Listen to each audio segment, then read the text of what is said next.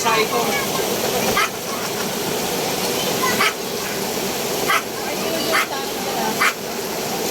Ito ba pakilinis? Kanina pa ako papayo putang ina. Pag naliligo, makakasabay. Oh, may sakera ha, tabi. Okay, sakera, tabi.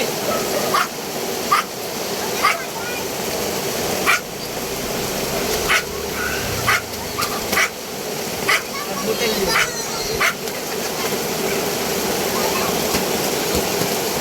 Gago mo. Yes, dali lang ako kalakad. Gusto ko siya paliguan, pagkumulan. Tanghalin ganyan. Para hindi masyadong malamig. Hindi, kaya niya yan. Tangin na, nilalakas ang pangangatawan niya. Kaya niya yan. Pinaran ko ang gago. Ito malakas to. Mas lalo nagkakasakit ka pag binibaby mo pa eh. Kasi sila Jillian, pag umulan ng gabi, pinaliligo yan.